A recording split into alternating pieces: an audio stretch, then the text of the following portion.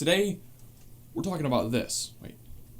This. What it is, what it isn't, and how you can use it to revolutionize your workflow in Premiere Pro. Before I show you how I use markers to really revolutionize my editing workflow, I'm gonna have to show you how to actually use them in the first place. So let's hop into Premiere and I'll show you how to add markers to your project. Adding markers to your clips is very simple, and this works in both the source preview and in the preview of your timeline. To add a marker, you can click this icon or hit M on your keyboard. You can drag markers to better fit your needs, and even delete them if you don't need them anymore. To delete them, right-click and hit Clear Selected Marker, and that'll clear your marker.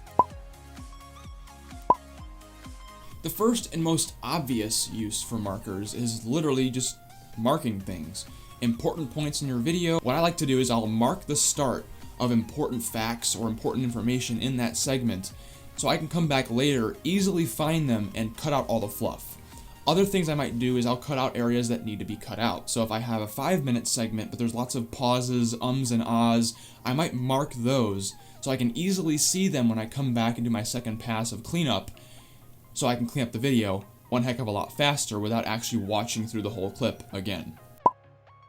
Probably the most popular way to use markers inside Premiere is editing to music, getting your clips to sync up with the beat of a particular track. Let's say you're editing a music video or you have a certain cinematic montage you want to edit to a beat. Well, markers make that super easy. All you have to do is play your track back inside Premiere and add a marker whenever your beat hits. Once you have your entire music track marked, all you have to do is add in your clips, shorten them or lengthen them to fit the markers, and your video is edited. Super quick, super convenient, and honestly, not that hard. This one's kind of based on the music syncing trick. What I find is sometimes I want to have a certain clip or a certain part of a clip happen with a certain noise. This could be good for adding sound effects to a video, or having certain things happen in a clip on the beat, but not necessarily having the clip change on the beat.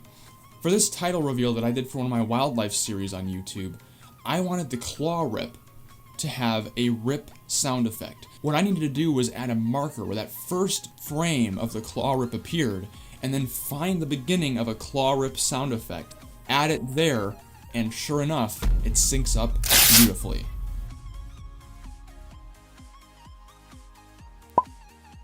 Sometimes I'll get client footage, or you might get client footage, that is just somewhat corrupted. Maybe they had an old camera or their computer glitched it.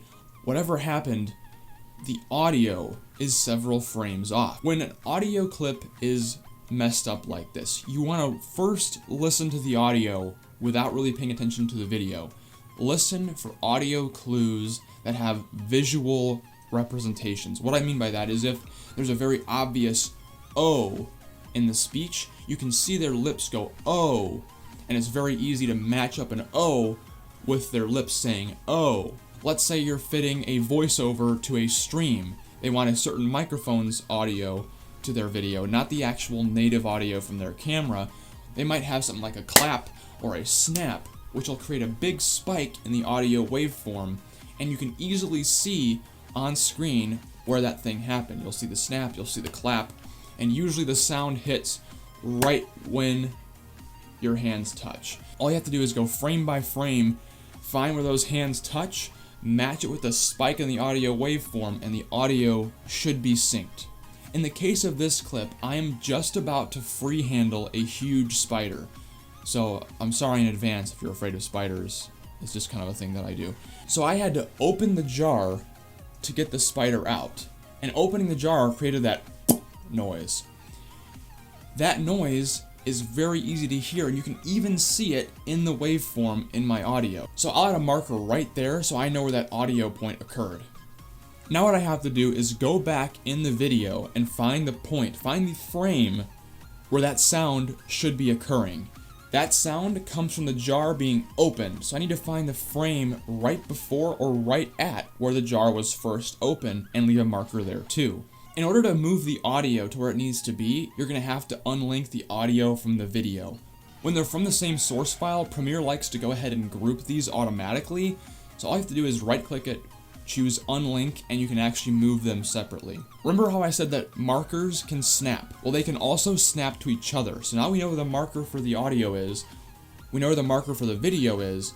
All we have to do is drag the audio or the video to the point where those two markers meet, and our audio should be synced. That's 4 ways you can use markers to absolutely revolutionize your workflow inside Premiere Pro.